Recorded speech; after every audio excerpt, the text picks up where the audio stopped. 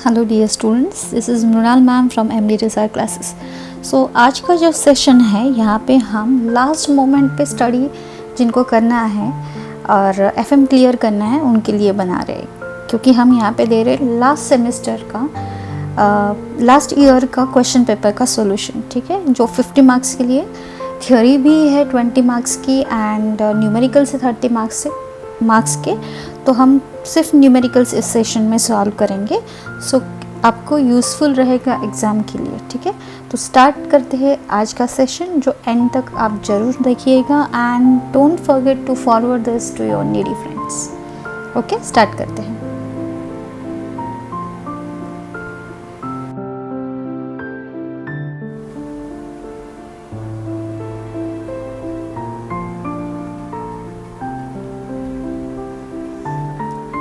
So this is your financial management 2022 का paper 2019 pattern. Question number first पहले देखिए, multiple choice question है। ठीक है, और सेकंड क्वेश्चन में थ्योरी है, शॉर्ट नोट्स वहाँ पे पूछी है।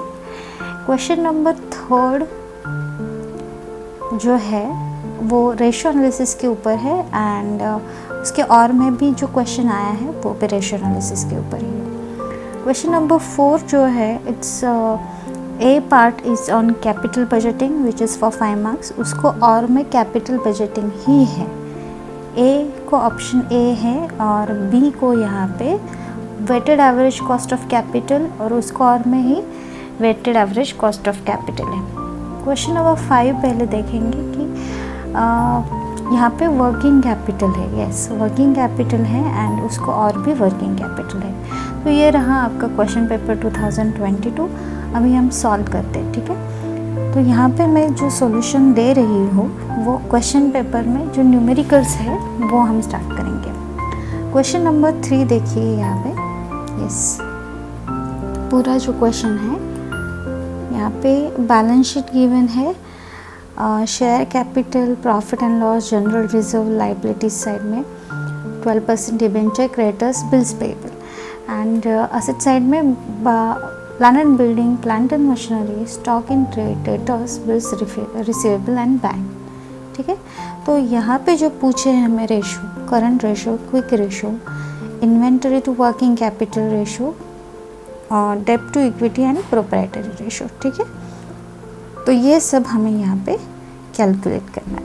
वन बाय वन हम सॉल्व करेंगे। ठीक है, यस, आप क्या करो, आपके पास क्वेश्चन पेपर है तो बेटर है, या आप स्क्रीनशॉट निकाल के लो। सामने अगर क्वेश्चन रहेगा तो इजीली कौन सी वैल्यू कहाँ पे डालनी you will get to know. First ratio देखिए, फर्स्ट रेशो है करंट रेशो। करंट रेशो का फॉर्मूला क्या है? What is formula of current ratio? Current assets divided by current liabilities. तो पहले आपको करंट असेट्स की लिस्ट बनानी पड़ेगी। यहाँ पे असेट साइड में जो stock in trade, debtors, bills receivable and bank जो है वो है करंट असेट्स। तो यहाँ पे हमने ऐसे लिख लिया, stock in trade, debtors, bills receivable and bank. उसकी वैल्यूज़ यहाँ पे मैंने डाली 2 lakh plus 1 lakh plus 10,000 plus 40,000, तो इसकी टोटल आ जाएगी 3,50,000। ठीक है, आपको खुद करके देखना है ये यहाँ पे। उसके बाद हम देखेंगे करंट लायबिलिटीज़। करंट लायबिलिटीज़ में क्या क्या आता है? यस, बैलेंस शीट में हम देखेंगे करंट लायबिलिटीज़ में सिर्फ आता है यहाँ पे क्रेडिटर्स एंड बिल्स पेएबल। ठीक है, क्रेडिटर्स एंड बिल्स पेएबल, बाकी तो करंट लायबिलिटी नहीं है। ठीक है, तो यहाँ पे हम लिखेंगे ऐसे क्रेडिटर्स प्लस बिल्स पेएबल। तो उसकी वैल्यू जो है 1 लाख प्लस 50,000, 1,50,000 यहाँ पे डालेंगे। ठीक है, सो यहाँ पे हमें मिल गया current assets and current liabilities. तो हम करंट असेट्स को डिवाइडेड बाय करंट लायबिलिटीज़ करेंगे, 3,50,000 डिवाइडेड बाय 1,50,000, तो आंसर यहाँ पे आ जाएगा 2.33 एंड रेशो है इसलिए 1:1 यहाँ पे लिखना ज़रूरी है। सिर्फ 2.33 लिख के नहीं चलेगा, 1:1 यहाँ पे लिखना है। ठीक है, तो ये हुआ हमारा फर्स्ट रेशो, करंट रेशो। अभी क्वेश्चन पेपर में जो सेकंड रेशो पूछा है, yes, what is second ratio? Quick ratio. Quick ratio जो है उसे लिक्विड रेशो भी कहते हैं। ठीक है, लिक्विड रेशो और एसिड टेस्ट रेशो भी कहते हैं। तो क्विक रेशियो का फॉर्मूला है quick assets upon quick liabilities. Quick assets कैसे निकालते हैं, हमने ऑलरेडी जो करंट असेट्स निकाली हुई है उसमें से सिर्फ स्टॉक की वैल्यू माइनस कर देंगे। तो ऑलरेडी हमारे पास यहाँ पे देखिए करंट असेट की टोटल है 3,50,000 एंड स्टॉक इन ट्रेड की वैल्यू कितनी है 2 लाख है। तो वो माइनस करके हम लिखेंगे, ठीक है, वहाँ पे हम माइनस करेंगे और लिखेंगे। तो हम यहाँ पे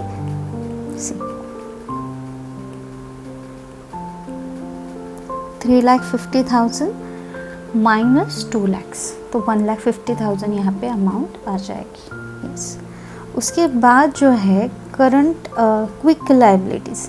तो क्विक लायबिलिटीज़ कैसे निकालते हैं, ऑलरेडी जो करंट लायबिलिटीज़ हमने निकाली हुई है उसमें से सिर्फ बैंक ओवरड्राफ्ट की वैल्यू माइनस करेंगे।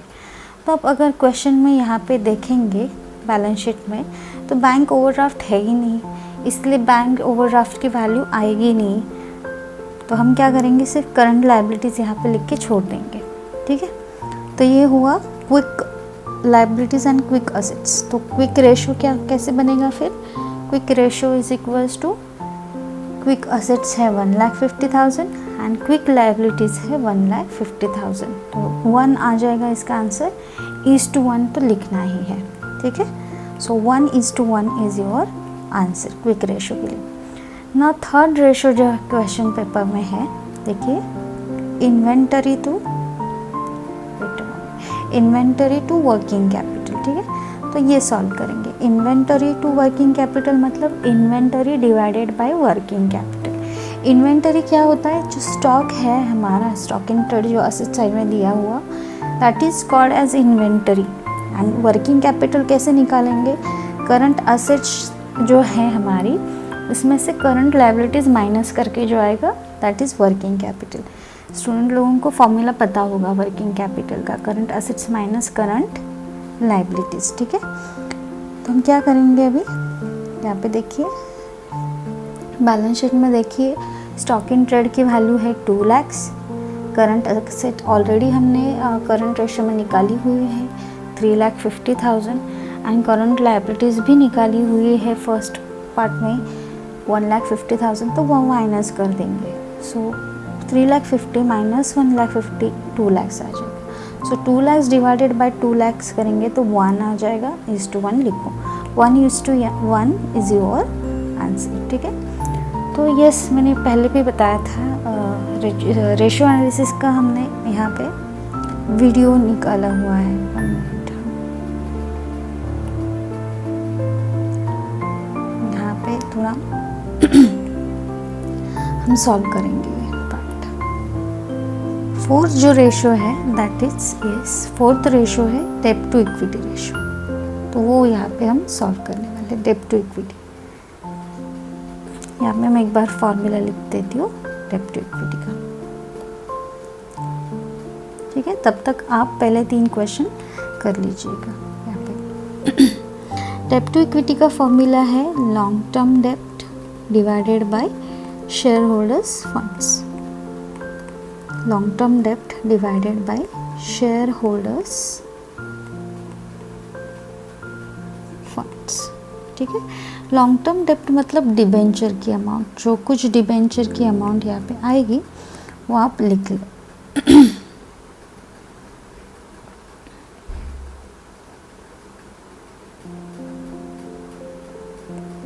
यहाँ पे मैं ये रब करती हूँ, डबल राइटिंग हो गया। शेयर होल्डर्स फंड्स में क्या क्या आता है, तो शेयर कैपिटल आता है, प्रेफरेंस कैपिटल आता है, ये सब शेयर कैपिटल आते हैं, ठीक है। तो हम क्या करेंगे, यहाँ पे लिखेंगे लॉन्ग टर्म डेब्ट। देखिए कहाँ पे बैलेंस शीट में, यहाँ पे देखेंगे जो 12% है ना, 12% डिबेंचर जो दिख रहा है ये है लॉन्ग टर्म डेब्ट। एंड ये हमारी जो शेयर होल्डर्स की फंड्स की वैल्यू है उसमें आता है share capital, profit and loss and general reserve की अमाउंट, ठीक है। तो वो यहाँ पे हम लिखेंगे, यस, तीनों ऐड कर देते हैं। सो क्या करेंगे, यहाँ पे हम लिखेंगे share holders long term debts में लिखेंगे 12% डिबेंचर का amount, and share holders funds में क्या क्या आएगा, share capital plus profit and loss account की वैल्यू एंड जनरल रिजर्व, ये सब आ जाएगा। तो 12% डिबेंचर की अमाउंट कितनी थी, 4,20,000, ठीक है। And share capital, profit and loss and general reserve एक बार हम देख लेते हैं balance sheet. Share capital 2 lakh का है, profit and loss 30 and general reserve 40, so 2 lakh plus 30 plus 40, so 2 lakh plus 30,000 plus 40,000, यहाँ पे हम अमाउंट डाल देंगे। सो 4,20,000 डिवाइडेड बाई इन तीनों की टोटल करके आ जाएगी 2,70,000। तो इसको डिवाइड करके देखिए कैलसी के ऊपर, so you will get the value 1.55:1 हमें तो कंपलसरी यहाँ पे लिखना है, ठीक है। समझ में आ रहा है ये? हमने रेशियो एनालिसिस के ऊपर डिटेल में एक वीडियो डाला हुआ है, जिनको अच्छे से समझना है वो वीडियो देख सकते हैं, ठीक है। तो ये हुआ आपका आंसर 1.55:1, ठीक है ना। प्रोप्राइटरी रेशो, प्रोप्राइटरी रेशो का फॉर्मूला है share holders funds divided by total asset. तो शेयर होल्डर फंड्स यहाँ पे हमने देखिए, यहाँ पे share holder funds include share capital, P&L, general reserve 2 lakh plus 30 plus 40 total करके 270 आया है। तो वही 2,70,000 हम यहाँ पे अभी डालने वाले हैं, ठीक है। तो 2,70,000 यहाँ पे डाले। टोटल असेट कितनी है, असेट साइड की टोटल देखनी है यहाँ पे। असेट साइड की टोटल देखिए बैलेंस शीट में कितनी है, 8 लाख, यस 8,40,000 है, ठीक है। तो वही हम वैल्यू यहाँ पे यूज़ करेंगे। सो हमने यहाँ पे डिवाइड किया 8,40,000 से, यू विल गेट वैल्यू 0.32:1, ठीक है। तो ये हुआ हमारा क्वेश्चन नंबर 3 फर्स्ट पार्ट। उसको और जो था वो रेशियो एनालिसिस के ऊपर ही क्वेश्चन है, ठीक है। तो वो और वाला भी हम अभी सॉल्व करने वाले हैं।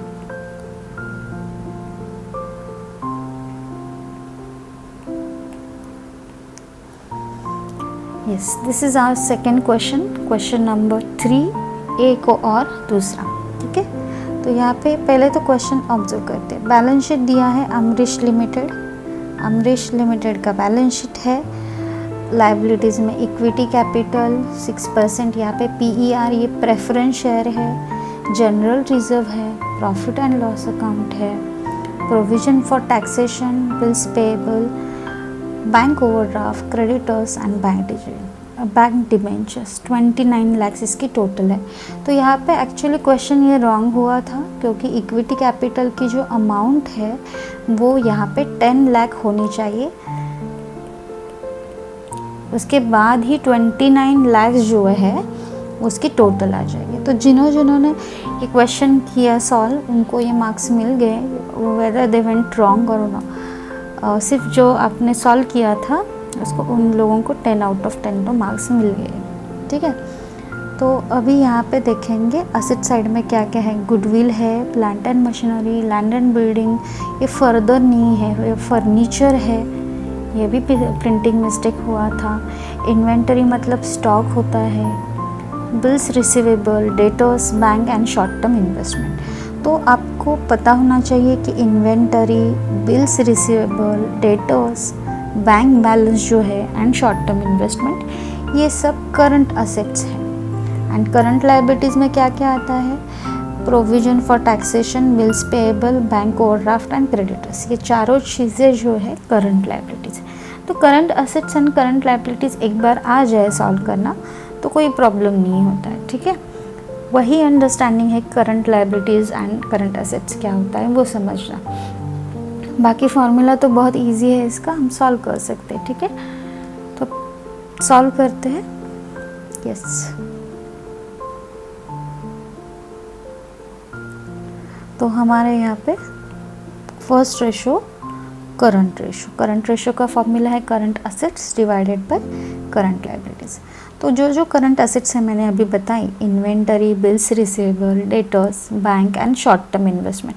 वैसे तो इन्वेस्टमेंट जो है वो लॉन्ग टर्म के लिए होती है, लेकिन यहाँ पे स्पेसिफिकली बताया है कि शॉर्ट टर्म है इन्वेस्टमेंट, इसीलिए हमने उसे करंट असेट्स में लिया। तो वैल्यूज़ डालिए 6 lakh plus 30,000 plus 1,50,000 plus 2 lakh and plus 20,000, इसकी टोटल आ जाएगी 10 लाख। ठीक है। एंड देन करंट लायबिलिटीज़ में क्या क्या बताया मैंने, प्रोविजन फॉर टैक्सेशन है, बिल्स पेएबल है, बैंक ओवरड्राफ्ट है एंड क्रेडिटर्स है। तो उसकी भी वैल्यूज़ यहाँ पे डाल देना है हमें, 1,76,000, 1,24,000, 20,000 एंड 80,000। तो उसकी टोटल आ जाएगी 4 लाख। ठीक है। तो ये सब आपको अच्छे से लिखना है डिटेल में, शॉर्टकट्स नहीं यूज़ करना है। ठीक है, क्योंकि आउट ऑफ मार्क्स मिलते हैं फिर डिटेल में अगर लिखा आपने।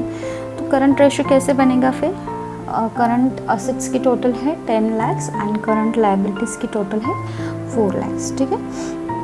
तो 10 लाख डिवाइडेड बाय 4 लाख करेंगे तो यू विल गेट आंसर 2.5:1। ठीक है, 1:1 हम लिख रहे हैं। सेकेंड रेशो जो क्वेश्चन पेपर में है वो है लिक्विड रेशो। लिक्विड रेशो का फॉर्मूला क्या है, liquid assets upon liquid liabilities. Quick अगर पूछा तो quick assets upon quick liabilities. तो quick assets and liquid assets जो है सेम है, quick liabilities and liquid liabilities वो सेम ही है। तो लिक्विड असेट्स का फॉर्मूला क्या हुआ, करंट असेट्स में से स्टॉक की वैल्यू माइनस कर देंगे। तो हमारे पास ऑलरेडी हमने करंट असेट्स की लिस्ट बनाई हुई है। ये करंट असेट्स की लिस्ट है जिसकी टोटल 10 लाख है। उसमें से इन्वेंटरी मतलब स्टॉक जो है 6 लाख वो माइनस करके लिखना है सिर्फ। ठीक है, ये हमेशा यही फॉर्मूला रहेगा। सो 10 लाख माइनस 6 लाख 4 लाख। अभी हमें यूजुअली पता होता है कि अरे स्टॉक माइनस करना है, लेकिन यहाँ पे स्टॉक नहीं इन्वेंटरी, तो इन्वेंटरी इज़ द और नेम फॉर स्टॉक। ठीक है, तो ये भी अच्छे से याद कर लो। देन लिक्विड लायबिलिटीज़ कैसे निकालेंगे, करंट लायबिलिटीज़ में से बैंक ओवरड्राफ्ट माइनस करेंगे। करंट लायबिलिटीज़ यहाँ पे हमने ऑलरेडी लिस्ट बनाई हुई है करंट रेशो निकालते वक्त, जिसकी टोटल 4 लाख थी, जिसमें बैंक ओवरड्राफ्ट की वैल्यू 20,000 थी, तो वो माइनस करेंगे यहाँ पे। समझ रहे? तो आप वहाँ पे फॉर्मूला लिख लो। फॉर्मूला कैसे लिखना है, liquid liabilities is equals to yes current liabilities minus bank overdraft. तो वो लिख लो आप अच्छे से। सो 4 लाख माइनस 20,000, 3,80,000 मिल गई लिक्विड लायबिलिटीज़। फिर liquid assets divided by liquid liabilities करके आपका लिक्विड रेशो आ जाएगा। तो 4 लाख डिवाइडेड बाय 3,80,000 यहाँ पे आपको करना है। You will get the value 1.05:1। ठीक है, यस। देन थर्ड क्वेश्चन पूछा था क्वेश्चन पे, current asset to fixed asset. Actually fix asset ऐसे दिखाया है, लेकिन हम फिक्स्ड असेट लिखेंगे। तो उसका फॉर्मूला इजी है, करंट असेट्स को डिवाइडेड बाय फिक्स्ड असेट करेंगे तो हमारा रेशो आ जाएगा। करंट असेट्स तो हमने निकाली हुई है ऑलरेडी करंट रेशो में, वही कॉपी कर लो यहाँ पे। फिक्स्ड असेट कौन कौन सी आती है, गुडविल है, प्लांट एंड मशीनरी है, लैंड एंड बिल्डिंग है एंड फर्नीचर। इसकी वैल्यूज़ गिवन है। ठीक है, जो करंट नहीं है वो फिक्स्ड में आती है, असेट साइड में आपको देखना है। तो गुडविल देखिए 5 लाख का है, प्लांट एंड मशीनरी 6 लाख की है, लैंड एंड बिल्डिंग 7 लाख का है एंड फर्नीचर है 1 लाख का। इसकी टोटल करेंगे तो आ जाएगी, यस टोटल कितनी आ रही है, 19 लाख रुपीज़ आ रही है। ठीक है, आप खुद करके देखिए। Yes, before going to exam सिर्फ देख के मत जाइए, प्रैक्टिस बहुत इम्पॉर्टेंट है। क्योंकि बहुत टाइम स्टूडेंट लोगों का एक्सपीरियंस होता है कि अरे हमने सामने आंसर लेकिन आ नहीं रहा है। व्हाट डज़ इट मीन कि प्रैक्टिस वहाँ पे करनी पड़ेगी। ठीक है, तो current assets divided by current liabilities कर दिया हमने। 10 lakh divided by 19 lakh. Yes, तो यहाँ पे आंसर 0.526:1 है। समझ रहे? नाउ डेब्ट टू इक्विटी रेशो पूछा है। डेब्ट टू इक्विटी रेशो का फॉर्मूला क्या है? Long term debt divided by shareholders funds. तो लॉन्ग टर्म डेट यहाँ पे डिबेंचर 12% दिया है, इक्विटी कैपिटल दिया, preference capital, general reserve and profit and loss. ये चारों वैल्यू जो है शेयर होल्डर्स फंड्स में आती है। कौन कौन सी? Equity capital, preference capital, general reserve and profit and loss. इसकी वैल्यू बैलेंस शीट में देख लो। पहले तो कभी भी स्क्रीनशॉट निकाल के लेना है क्वेश्चन का। सो वैल्यू सामने होगी तो easily you can put, right. So 5 lakh debenture है, इक्विटी कैपिटल की अमाउंट 1 लाख रुपीज़ है, प्रेफरेंस शेयर की अमाउंट 5 लाख रुपीज़ है, जनरल रिजर्व 1 लाख रुपीज़ के है एंड यहाँ पे ये 4 लाख रुपीज़ का प्रॉफिट एंड लॉस अकाउंट है। तो यहाँ पे मैंने इक्विटी कैपिटल 1 लाख ही लिया हुआ है एज पर द क्वेश्चन, लेकिन क्वेश्चन में वो 10 लाख होना चाहिए था, ठीक है। तो जो वैल्यू है वहाँ पे वैसे ही पुट की है मैंने। सो 5 लाख डिवाइडेड बाय 11 लाख कितनी आ रही है वैल्यू? 5 लाख को डिवाइड करने के बाद yes 0.45:1 and the last ratio is proprietary ratio, ठीक है।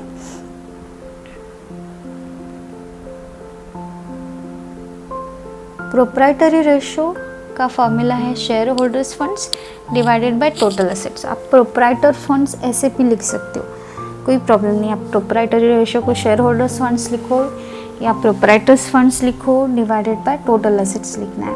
तो शेयर होल्डर फंड्स तो हमने ऑलरेडी डेब्ट टू इक्विटी में यहाँ पे देखी। Share holder funds, equity, preference, bills receivable, P&L 11 lakh के आ गए हैं। वही यहाँ पे हम डालेंगे 11 lakh divided by asset side की टोटल।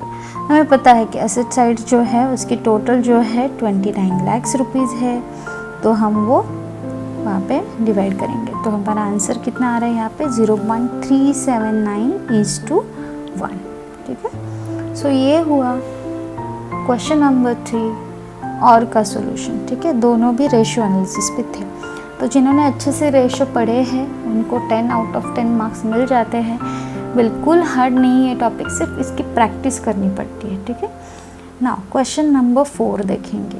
क्वेश्चन नंबर 4 जो है वो पूछा गया है टॉपिक जो 4th है कैपिटल बजटिंग का, उसके ऊपर क्वेश्चन है। क्वेश्चन एक बार पढ़ेंगे अच्छे से and then we will going to solve the question, ठीक है। Swaraj limited is considering investing in a project that is expected to cost 12 lakhs. Swaraj limited जो है वो प्रोजेक्ट है उनका, इन्वेस्टमेंट वो कर रहे हैं 12 lakhs की एंड उसकी इफ़ेक्टिव लाइफ जो है वो 5 years की है, ठीक है।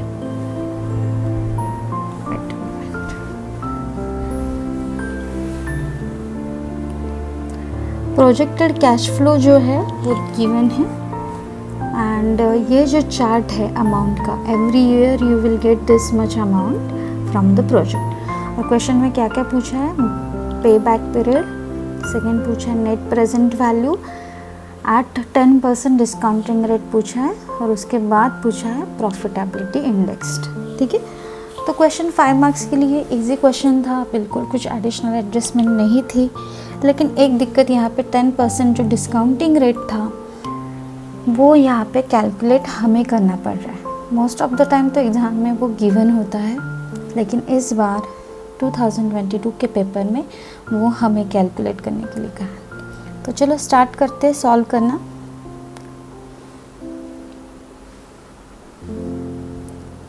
आप स्क्रीनशॉट निकाल लीजिएगा क्वेश्चन नंबर 4A, ठीक है। देखिए यहाँ पे बैक पीरियड कैसे निकालेंगे, हमने इसके ऊपर भी एक वीडियो डाला हुआ है डिटेल में पे बैक पीरियड का। तो फर्स्ट 2 कॉलम हम क्या करेंगे, एज इट इज़ कॉपी कर लेते। ईयर का जो कॉलम है, अमाउंट का जो कॉलम है, as per the given in the question हम कॉपी कर लेते हैं, ठीक है। तो यहाँ पे हम कॉपी करेंगे और उसके बाद क्यूमुलेटिव अमाउंट निकालेंगे। क्यूमुलेटिव अमाउंट मतलब क्या होता है कि फर्स्ट अमाउंट हम एज इट इज़ कॉपी करते हैं और फिर आगे की वैल्यू ऐड करते जाते हैं, तो नेक्स्ट वैल्यू हमें मिल जाती है, ठीक है। तो ये आपको कैलकुलेटर के ऊपर करके देखना है। और एंड में यहाँ पे जो टोटल आती है वही क्यूमुलेटिव की लास्ट अमाउंट आती है। ये आपका चेक पॉइंट रहेगा, ठीक है। तो एक बार क्यूमुलेटिव अमाउंट एंड ऑल बन गए, 3 कॉलम्स में ही हम पे बैक पीरियड सॉल्व करते हैं यहाँ पे। यस, तो पे बैक पीरियड के लिए पहले क्या देखते हैं कि हमारी जो 12 लाख रुपीज़ इन्वेस्टमेंट है कौन सी ईयर में कंप्लीट हुई। तो यहाँ पे 4th ईयर में 15 लाख मिले, तो 4th ईयर में हमारी इन्वेस्टमेंट कंप्लीट हुई। तो हम क्या लेते हैं, प्रीवियस ईयर जो कंप्लीशन पीरियड है उसका प्रीवियस ईयर लेते हैं। तो हमने यहाँ पे 3 लिया, प्लस हम क्या करते हैं, प्रीवियस ईयर में हमारे 12 लाख इन्वेस्टमेंट होने के लिए कितने पैसे बाकी थे, तो हम 12 लाख माइनस 10,50,000 करेंगे, तो हमें मिल जाएगा 1,50,000 डिवाइडेड बाय हम क्या करेंगे यहाँ पे 4th ईयर में एक्चुअल हमें कितने पैसे मिले, ठीक है, वो रिकवरी ईयर है ना, तो वो कितने पैसे मिले वो डिवाइडेड बाय कर देंगे। बहुत ही सिंपल है। सॉरी।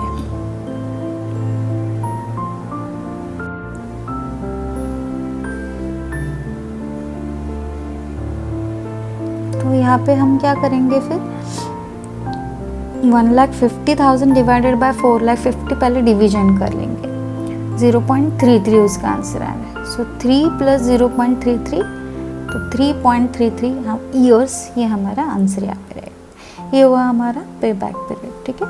नेक्स्ट पूछा है क्वेश्चन में net present value. Net present value के लिए तो 4 कॉलम्स बनाने पड़ते हैं, ईयर का, अमाउंट का, present value at the rate of 10% है, तो यहाँ पे present value at the rate of 10% हम निकालेंगे। उसके बाद प्रेजेंट वैल्यू कैश इन फ्लो निकालेंगे। तो 4 कॉलम्स हमें यहाँ पे बनाने हैं।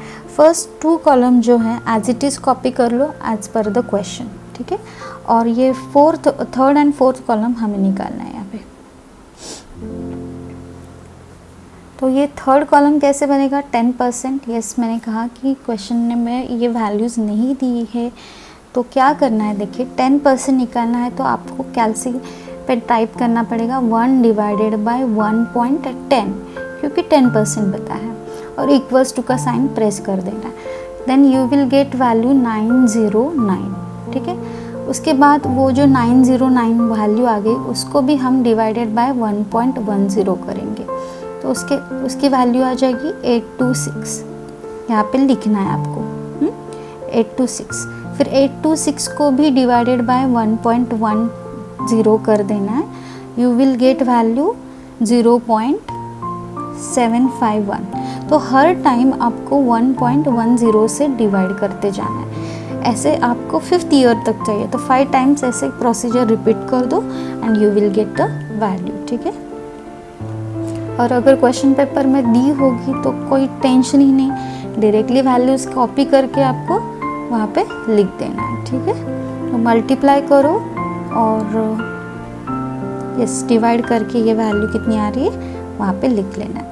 तो once you will get value, this value, आपको क्या करना है, उसके बाद फर्स्ट ये अमाउंट जो है उसको मल्टीप्लाई बाय 0.909 कर देना है। आपकी वैल्यू आ जाएगी 2,72,700। फिर आपको 2nd ईयर का डेटा ऐसे मल्टीप्लाई करना है, you will gate 2,47,800। 3rd year का मल्टीप्लिकेशन विद पीवी रेशो करो, ये वैल्यू मिल जाएगी। फिर 4th ईयर का मल्टीप्लिकेशन करो, यहाँ पे वैल्यूज़ मिल जाएंगी। 5th ईयर का मल्टीप्लिकेशन करो ये, और एंड में ये सभी वैल्यू की टोटल आ जाएगी, ठीक है। तो यहाँ पे आपको कैलकुलेटर यूज़ करके ये सब करके देखना है। कैलकुलेटर यूज़ करने की भी प्रैक्टिस होनी चाहिए, क्योंकि बहुत बार कैलकुलेशंस गलत हो जाते हैं। प्रोसीजर सभी पता होती है स्टूडेंट लोगों को, लेकिन हैबिट नहीं रहती है कैलकुलेटर यूज़ करने की, तो वहाँ पे वैल्यूज़ गलत हो जाती है। तो टाइम बहुत होता है फाइनेंशियल मैनेजमेंट के पेपर में। आप अगर आपको लगे कहाँ पे डाउट है तो फिर से कैलकुलेशन करके देखना है, ठीक है। तो यहाँ पे टोटल आ गई आपकी 16,31,550। तो net present value at the rate of 10%, उसका फॉर्मूला लिखना है, total present value of cash inflow minus initial investment. ये नेट प्रेजेंट वैल्यू का फॉर्मूला है, ठीक है। तो 16,31,550 माइनस इनिशियल इन्वेस्टमेंट कितनी प्रोजेक्ट ऊपर कितने इन्वेस्टमेंट करने वाले हैं 12 lakhs, तो वो माइनस करके यू विल गेट वैल्यू 4,31,550। ठीक है।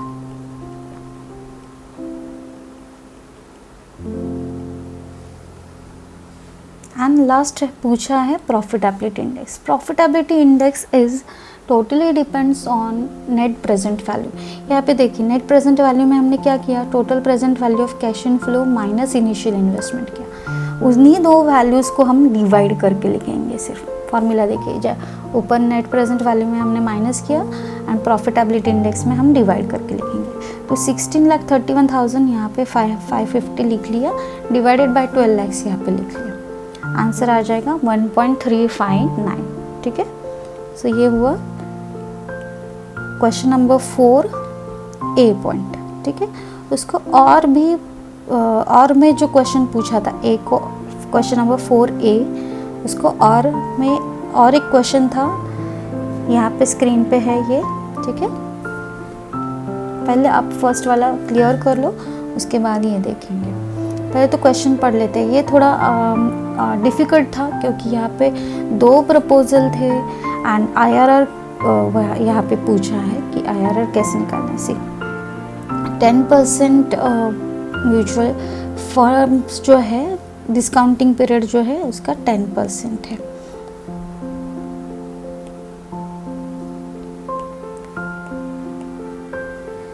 एंड ईयर जो है 5 years की लाइफ है, proposal X and proposal Y।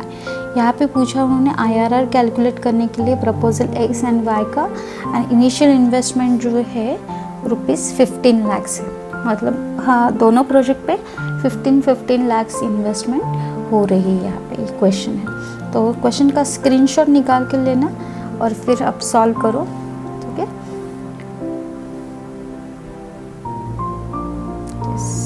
Question number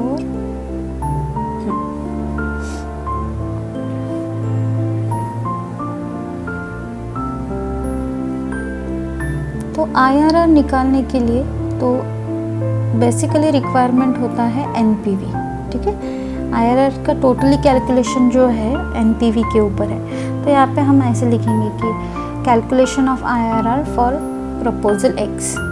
तो पहले IRR जो है, IRR का फुल फॉर्म है internal rate of return, proposal X के लिए निकालेंगे। ये आपके लिए मैंने टिप लिखी है यहाँ पे, for that 2 NPVs are required. IRR निकालने के लिए 2 NPV की ज़रूरत होती है। 1 should be positive and 1 should be negative. ठीक है। तो ऑलरेडी 10% उन्होंने दिया हुआ है, तो हमने क्या किया, फिर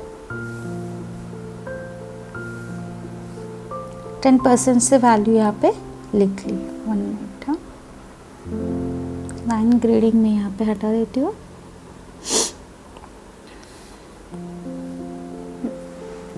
तो हम क्या करेंगे, यहाँ पे NPV एट 10% निकालेंगे। तो ईयर एंड प्रपोजल X की जो वैल्यू है हमने एज इट इज़ कॉपी कर ली। प्रेजेंट वैल्यू 10% कैसे निकालना है मैंने ये ऊपर वाले सम में बताया है, वही वैल्यू कॉपी कर लो क्योंकि 10% ही है, 5 years का डेटा ही है। फिर मल्टीप्लिकेशन करेंगे ये वैल्यूज़ का, तो आपको प्रेजेंट वैल्यू कैश इन फ्लो यहाँ पे मिल जाएगी। ठीक है। तो ये प्रोसीजर आपको करके देखना है, चार्ट बनाना है।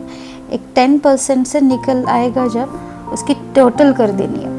फिर NPV एट 10% निकालो, total of present value cash flow minus initial investment. ठीक है। तो 14 lakhs 1,750 माइनस 15 lakhs आ जाएगा। तो यहाँ पे माइनस में वैल्यू आ रही है। तो हमारा प्रपोजल X जो है उसकी फर्स्ट वैल्यू जो 10% से हमने निकाली वो क्या है, यस, निगेटिव आ गई। तो दूसरी जो निकालनी है वो हमें क्या करना है, पॉजिटिव निकालनी पड़ेगी। ठीक है।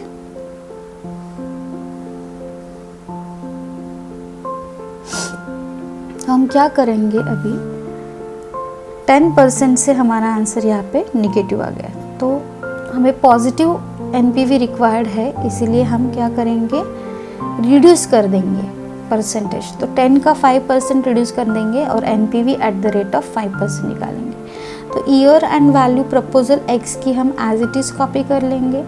5% कैसे निकालना है, तो कैलकुलेटर के ऊपर देखिए यहाँ पे मैं लिख रही हूँ 5% निकालना है तो कैलकुलेटर के ऊपर 1 डिवाइडेड बाय 1.05 लिखना, 1.05, ठीक है।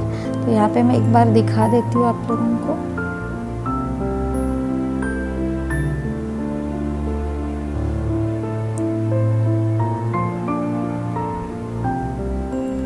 यहाँ पे करेंगे कैसा, 1 डिवाइडेड बाय 1.05, तो आपकी वैल्यू जो आ जाएगी 0.952, तो यहाँ पे हमने 0.952 लिखा। उसके बाद फिर से उसको डिवाइड करो 1.05, वी विल गेट वैल्यू 0.907। फिर से उसको डिवाइड करना है 1 डिवाइडेड बाय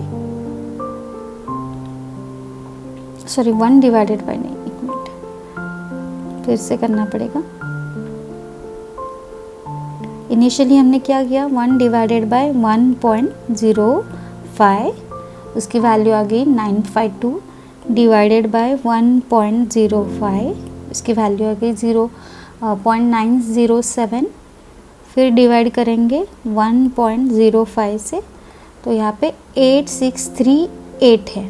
तो यहाँ पे 4 भी कर सकते हैं आप, 3 भी लिख सकते हैं, डिपेंड्स ऑन यू, आपको राउंड अप करके लिखना है या नहीं। उसके बाद फिर से डिवाइडेड बाय 1.05 करेंगे, 8227 है, तो यहाँ पे मैंने राउंड अप करके लिखा है, 823 करके लिखा है, डिवाइडेड बाय फिर से 1.05, तो 783 वहाँ पे लिखा है, ठीक है। ये कैलकुलेशन बेसिक है, यहाँ पे ये अंडरस्टैंड हुआ आपको तो कोई टेंशन नहीं, फिर once you will get to know.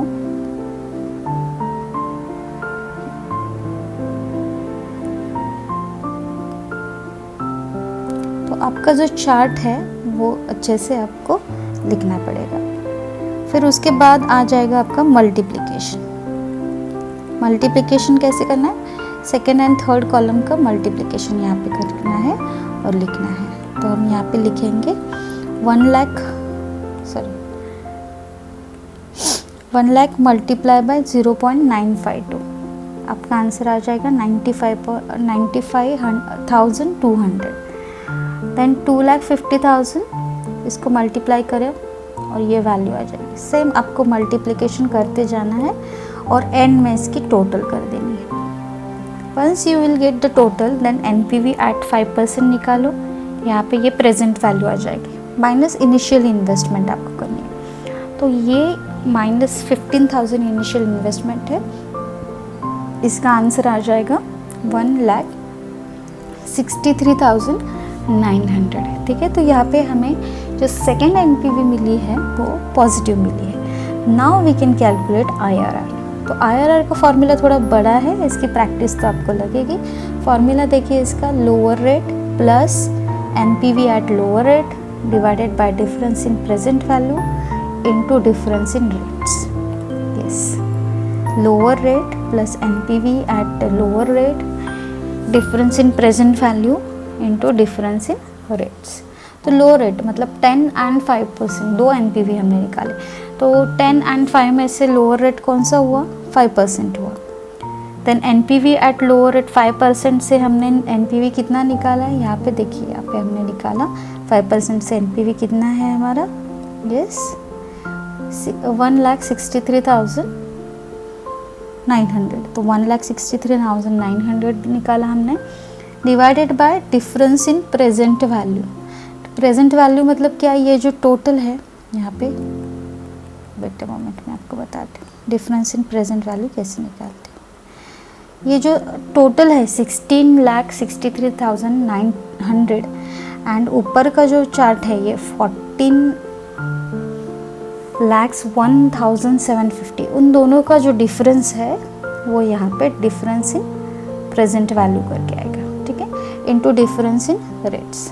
तो 10 - 5% आएगा। तो यहाँ पे पहले तो माइनस करके ये जो 2,62,400 है वो निकालो, 1,63,000 को डिवाइड करके यहाँ पे ये वैल्यू आ जाएगी, इंटू 5% है, लेकिन परसेंट का साइन यूज़ नहीं करना है, हमें सिर्फ लिखना है। तो 0.6246 इंटू 5 करो कैलसी पे, 3.12 आ जाएगा। परसेंटेज का साइन जब प्रेस करेंगे तो अलग आंसर अलग आ जाएगा आपका आंसर, ठीक है। और 5 में वो ऐड कर दो, 5 + 3.12 तो 8.12 विल बी योर आंसर, ठीक है। तो ये ज़रा क्वेश्चन टफ था, तो बेटर कि जो इजी वाला क्वेश्चन है वो ही आप चूज़ कर ले। तो ये हुआ प्रपोजल एक्स का। प्रपोजल वाई के लिए मैं अभी हिंट दे देती हूँ आपको। प्रपोजल वाई के लिए ऑलरेडी आप 10% से सॉल्व करके एनपीवी निकालना है आपको, जो आपका आ जाएगा 7,55,800, ठीक है। यहाँ पे है, आप खुद ट्राई करके सॉल्व करके देखो। 10% की वैल्यू ऑलरेडी हमारे पास है, सिर्फ ये y की वैल्यू हमने लिखी है, मल्टीप्लाई करके present value cash inflow आ जाएगा आपका, उसकी टोटल कर देनी है, ठीक है। टोटल करने के बाद इनिशियल इन्वेस्टमेंट टोटल में से माइनस कर दो, 7,50,000 आपका आंसर आ जाएगा। फिर आपको समझ में आएगा कि ये तो वैल्यू पॉजिटिव है, एंड मैंने क्या बताया है कि IRR के लिए 2 वैल्यूज़ रिक्वायर्ड होती है, 1 should be positive and 1 should be negative. तो अभी 7,55,000 को निगेटिव करना है, मतलब परसेंटेज बढ़ाने पड़ेंगे। लेकिन आप अगर 15% से करोगे तो इमीडिएटली निगेटिव नहीं आएगी, तो आपको यहाँ पे 5% ज़्यादा बढ़ाने की ज़रूरत है। 30 के अबाउ ही आपका सॉल्व हो जाएगा। तो यहाँ पे मैंने 35% से सॉल्व किया हुआ है, आप 30% से भी ट्राई कर सकते हो, ठीक है। आंसर्स 1 पॉइंट ऊपर नीचे सिर्फ हो जाएंगे।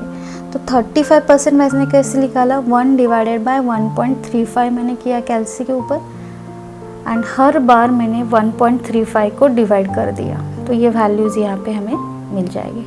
फिर उसके बाद मल्टीप्लिकेशन करना है आप लोगों को। मल्टीप्लिकेशन करने के बाद present value cash inflow आ जाएगी, उसकी टोटल कर दो, ठीक है। तो 35% या 30% से अगर आप सॉल्व करोगे तो आपका आंसर यहाँ पे निगेटिव आने वाला है।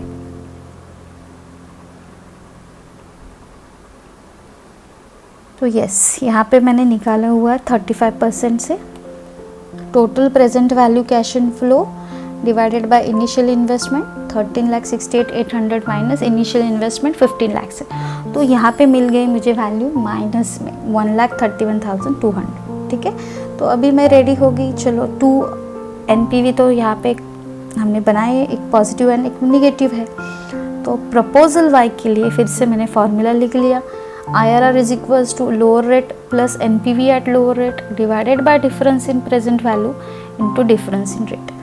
तो 10% एंड 35% में से लोअर रेट 10% है, यहाँ पे लिखा। 10% से जो NPV आई ये यहाँ पे लिखी।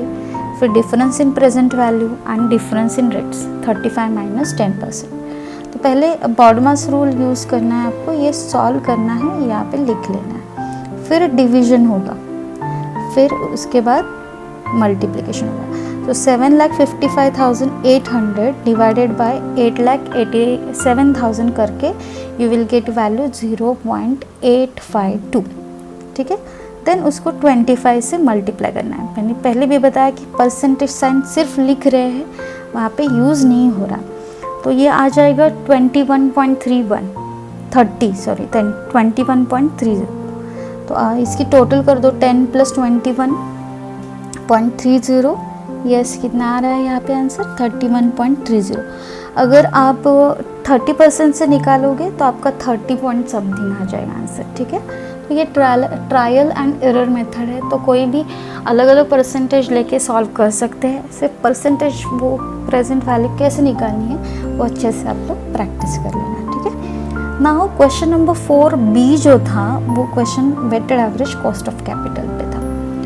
दोनों B जो क्वेश्चन है, first B and second B, देखिए यहाँ पे पहले क्वेश्चन पढ़ लेते हैं फिर सॉल्व करते हैं। तो यहाँ पे गौरव लिमिटेड जो है उनके सोर्सेज दिए हुए हैं, equity capital 10% preferentials and 8% loan, 10 lakh, 5 lakh and 15 lakh. Calculate कहा गया है weighted average cost of capital WACC and 50% tax rate है। तो ये टैक्स रेट कहाँ पे यूज़ होता है, तो लोन की अमाउंट निकालने के लिए यहाँ पे यूज़ होता है, ठीक है। पहले वो सॉल्व करते हैं, यस। तो यहाँ पे हमने ऐसे हेडिंग दे दिया calculation of WACC for Gaurav limited, calculation of WACC for Gaurav limited, yes.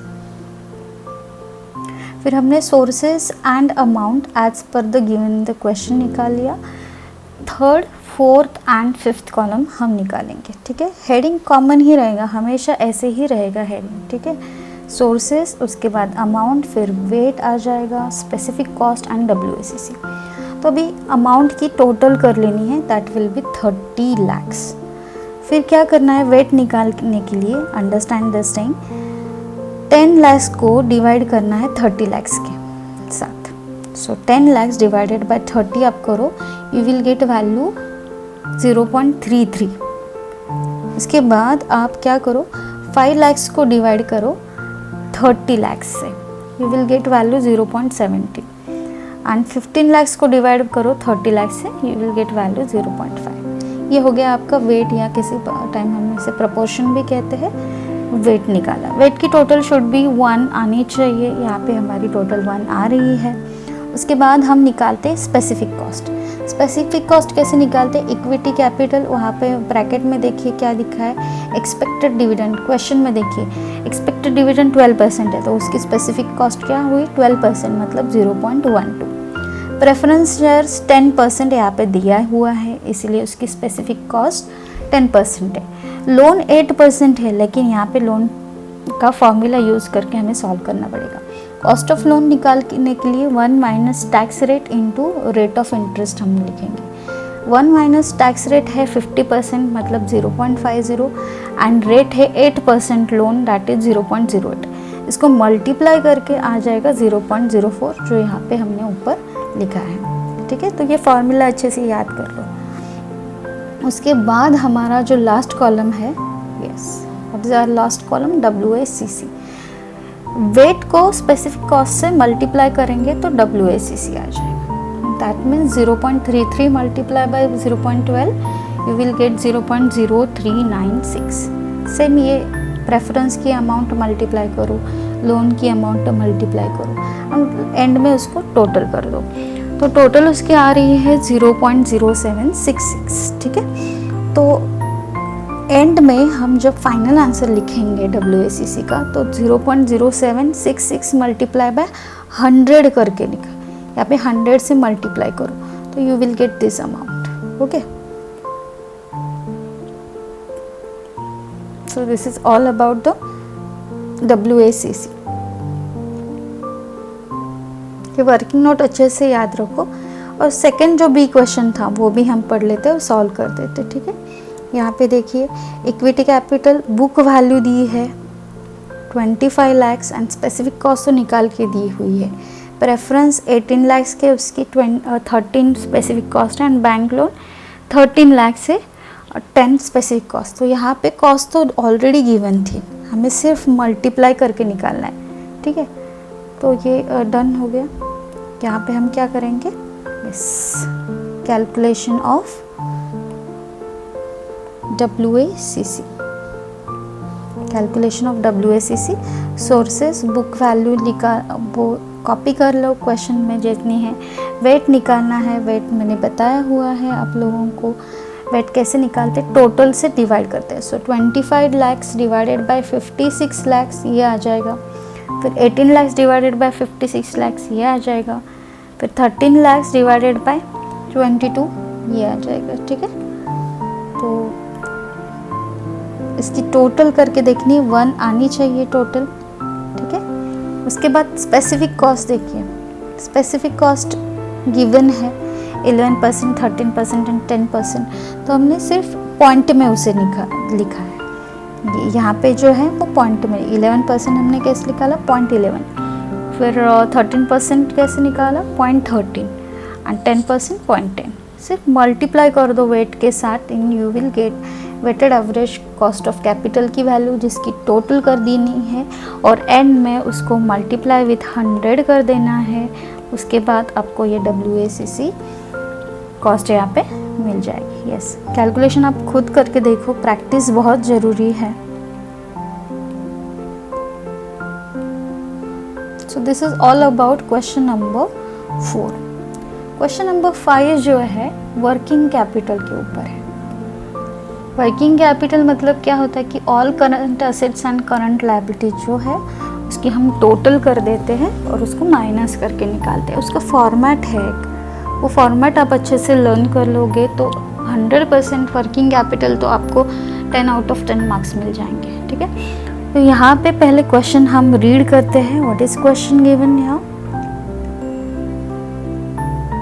The board of director, the board of director of Sarthak Limited request you to prepare a statement showing working capital level of activity 30,000। मतलब वो 30,000 के goods बना रहे हैं और raw material की जो cost है 20 रुपीज़ है, लेबर की कॉस्ट 5 है, ओवरहेड की कॉस्ट 15 है एंड 40 रुपीज़ टोटल कॉस्ट है। प्रॉफिट एंड सेलिंग प्राइस दी होती है लेकिन वो हम कहीं पे भी यूज़ नहीं करते, उसका कोई भी यूज़ हमें नहीं होता है। ठीक है, एडजस्टमेंट जिस पे है उस पे ही कैलकुलेशंस करेंगे। रॉ मटेरियल जो है 2 मंथ्स के लिए स्टॉक में, प्रोसेस जो है देखिए प्रोसेस हाफ मंथ तक चल रही है और रॉ मटेरियल 100% यूज़ किया, लेबर एंड ओवरहेड जो है वो 50% यूज़ किए हैं। फिनिश गुड के ऊपर 1 मंथ की एडजस्टमेंट है। उसके बाद क्रेडिट सप्लायर्स जो है वो भी देखने हैं। सप्लायर्स मतलब क्रेडिटर्स ऑफ रॉ मटेरियल होते हैं, डेटर्स मतलब कस्टमर होते हैं। एंड मिनिमम बैलेंस 25,000 मेंटेन कर रहे हैं कैश का। हमें बताया गया है कि prepare a statement of working capital requirement 10 marks के लिए। तो बहुत इजी क्वेश्चन है ये। क्वेश्चन का स्क्रीनशॉट लेके वैल्यूज़ यहाँ पे डालनी है। एक बार स्क्रीनशॉट अच्छे से ले लीजिएगा, understand the question and then start solving. ठीक है, yes, this is all about the question. तो हमने हेडिंग दे दिया यहाँ पे, पहले यहाँ पे लाइन्स हेडिंग दे दिया हमने, statement showing working capital requirement of सार्थक लिमिटेड। फॉर्मेट यहाँ पे पर्टिकुलर्स एंड अमाउंट आएंगे।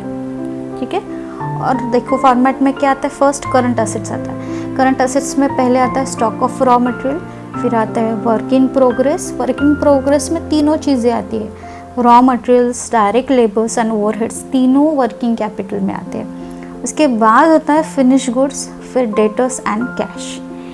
ये है फॉर्मेट ऑफ करंट असेट्स।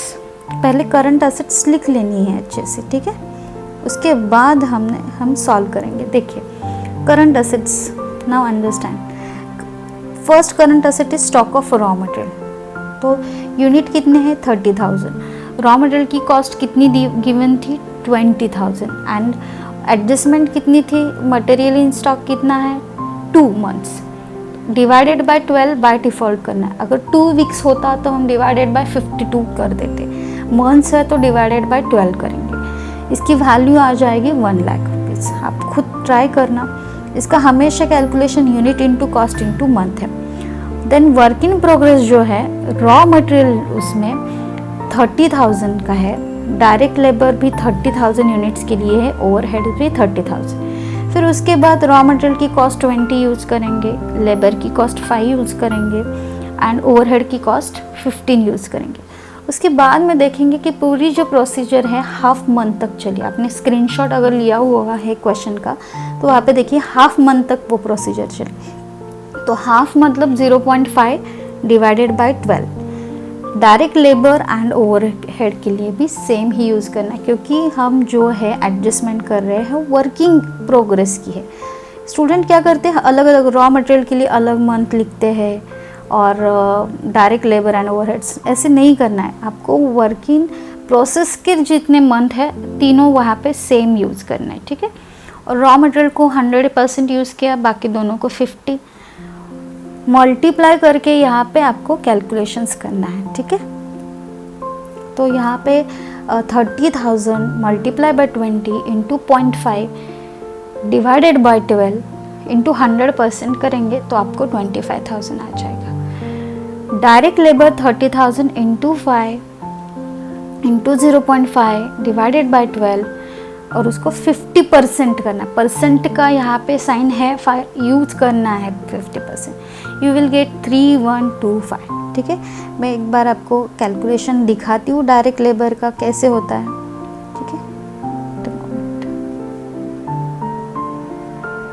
तो हम यहाँ पे करेंगे 30,000 इंटू उसकी अमाउंट जितनी थी 5 इंटू 0.5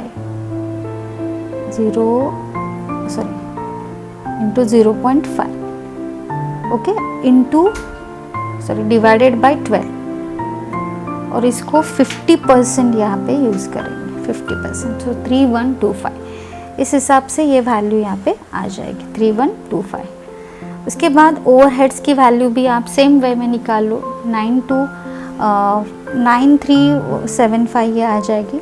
यहाँ पे ये वैल्यू ऊपर नीचे होगी ये थोड़ी, और फिर हम यहाँ पे टोटल लिखेंगे 37,500 इसकी टोटल।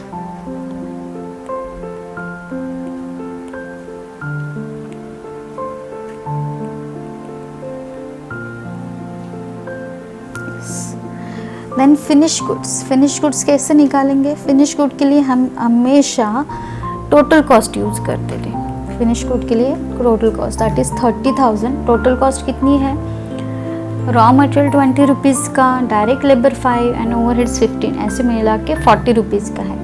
1 मंथ के एडजस्टमेंट गिवन है क्वेश्चन में, इसलिए 1 डिवाइडेड बाय 12 करके 1 लाख यहाँ पे मिला।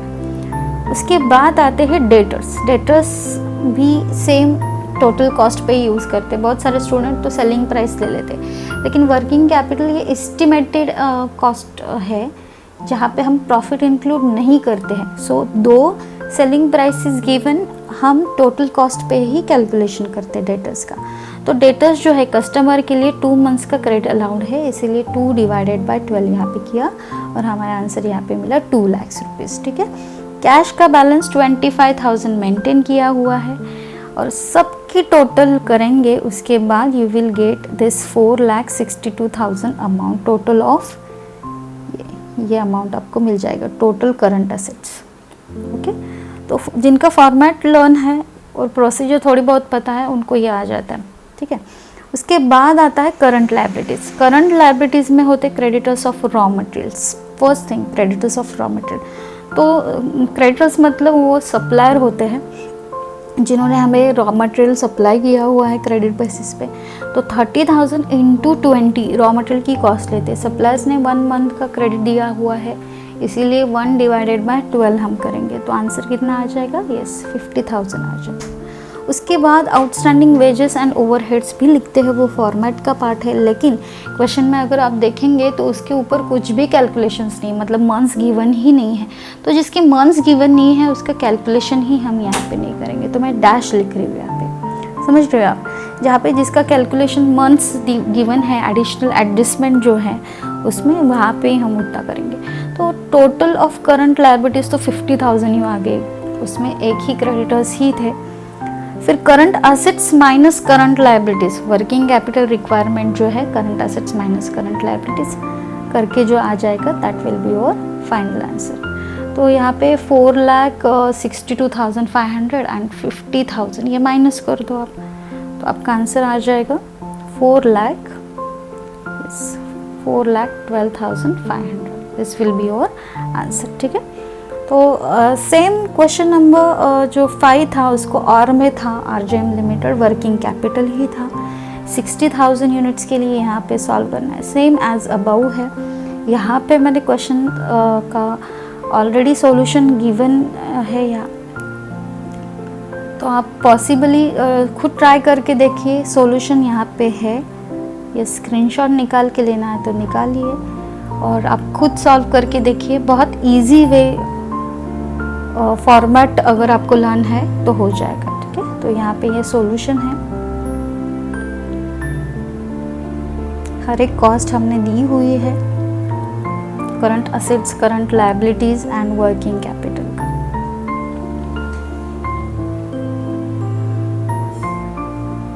ठीक है, आप खुद भी ट्राई कर सकते हो, अदरवाइज यस मैं तो एक्सप्लेन करने ही वाली हूँ। Wait a moment.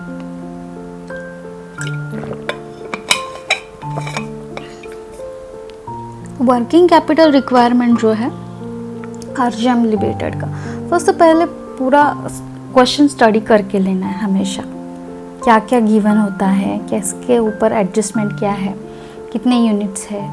ठीक है, तो ये उसकी रॉ मटेरियल की कॉस्ट 800, लेबर की कॉस्ट 300, ओवरहेड 600, 1700 टोटल कॉस्ट है। यूनिट 60,000 के है। मटेरियल 1 मंथ के लिए है। प्रोसेस जो है हाफ मंथ के लिए चलेगी। रॉ मटेरियल 100% यूज़ किया और लेबर एंड ओवरहेड्स 50% है। तो ऊपर वाला जो क्वेश्चन था सेम ही है, सिर्फ 30,000 इंस्टेड ऑफ 60,000 यूज़ करना है और कॉस्ट जो है वो चेंज होने वाली। मंथ्स हाफ मंथ मतलब 0.5 डिवाइडेड बाय 12 है। वर्किंग प्रोसेस में हम raw material, labour and overhead तीनों को सॉल्व करके into 100%, 50% and 50%। Finish good 1 month के लिए है, सप्लायर 1 मंथ, डेटर्स 2 मंथ्स। यहाँ पे सिर्फ एडिशनल या delayed payment of wages half month है एंड ओवरहेड्स भी हाफ मंथ है। तो क्रेडिटर्स के बाद यहाँ पे आउटस्टैंडिंग वेजेस एंड ओवरहेड्स भी आएंगे, ठीक है। तो ये सॉल्व करना आप स्टार्ट कर दो। पहले तो फॉर्मेट लिख लो आप अच्छे से। क्या करना है, पहले हेडिंग देना है working capital requirement of RJM limited, फिर उसके बाद फॉर्मेट ड्रॉ करके फिर वैल्यूज पुट करके एंड में कैलकुलेशन करना है। पर्टिकुलर्स अमाउंट लिख लो। उसके बाद करंट असेट्स, करंट असेट में पहली आती है स्टॉक ऑफ रॉ मटेरियल्स, फिर आता है work in progress. Work in progress में तीनों आते हैं, raw material, direct labour and overheads. फिर आते हैं फिनिश गुड्स, फिर आते हैं डेटर्स एंड कैश। तो अमाउंट डाल के यहाँ पे सॉल्व करना है। यहाँ पे मैंने अमाउंट प्लेस किया हुआ है, आप खुद ट्राई करो अमाउंट आपको प्लेस करने आती है या नहीं आती है तो you should learn more about working capital management, ठीक है। Do practice of this. So यहाँ पे स्टॉक ऑफ रॉ मटेरियल आ जाएगा 40 lakhs, वर्क इन प्रोग्रेस 100, ये 50 ये सब करके 31 lakhs, 25,000 आ जाएंगे। फिनिश गुड में मैंने बताया कि टोटल कॉस्ट लेते हैं 60,000 into total cost into 1 month का है तो 85 lakhs आ जाएगा। डेटर्स का भी सेम एज फिनिश गुड 1700 लेते हैं। 2 मंथ्स का क्रेडिट अलाउड किया है सप्लाई कस्टमर्स लोगों को, जिसकी वैल्यू 1,70,000 है। कैश यहाँ पे नहीं है इसलिए मैंने डैश कर दिया है। तो लिखना ज़रूरी है या नहीं, तो फॉर्मेट एक बार लिख लिया तो अच्छा है। जो जो वैल्यूज़ है वहाँ पे प्लेस करते जाना है सिर्फ, तो that would be easy for you guys. फिर टोटल कर दो। टोटल करंट असेट्स आपको 3,26,25,000 आ जाएगी। आप कैलकुलेटर पे करके देखना, ठीक है। होपफुली आंसर्स मैच हो जाएंगे हमारे। करंट लायबिलिटीज़, उसके बाद करंट लायबिलिटीज़ में क्या क्या आता है कि रॉ मटेरियल लिया हुआ है हम क्रेडिटर्स से, हमारे जो वेजेस है लेबर लोगों को वो आउटस्टैंडिंग है एंड ओवरहेड्स जो खर्चा है वो भी आउटस्टैंडिंग है। तो हर एक का यूनिट 60,000, फिर हर एक की कॉस्ट 800, 300, 600 लिया। रॉ मटेरियल क्रेडिटर्स जो है सप्लायर, उन्होंने 1 मंथ का क्रेडिट दिया हुआ है और वेजेस का जो है हाफ मंथ मतलब 0.5 डिवाइडेड बाय 12 एंड ओवरहेड्स का भी 0.5 डिवाइडेड बाय 12 है। तो रॉ मटेरियल की अमाउंट 40 lakhs, वेजेस की अमाउंट 7,50,000 एंड ओवरहेड्स की 15 lakhs आ जाए। करंट लायबिलिटीज़ की टोटल कर दो और उसके बाद current assets minus current liabilities आपको सॉल्व करके यहाँ पे फाइनल आंसर आपका मिल जाएगा, ठीक है। तो ये 2022 का पेपर है, बहुत इजी था। प्रैक्टिस जिन्होंने की आउट ऑफ मार्क्स में मिल जाते, थोड़ा बहुत थ्योरी में कट हो जाते हैं, ठीक है। लेकिन जिन्होंने कैपिटल बजटिंग, वर्किंग कैपिटल ये अच्छे से किया हुआ है, weighted average cost of capital, उनके लिए तो यस बहुत ही बोनस पॉइंट मिल जाते हैं। तो do practice of this all. Thank you for watching our video. Share this to your needy friends. मैं अगला वीडियो नेक्स्ट क्वेश्चन के ऊपर वेरी सुन बताऊँगी, लेकिन please do subscribe and forward to your friends. Thank you for watching. See you soon.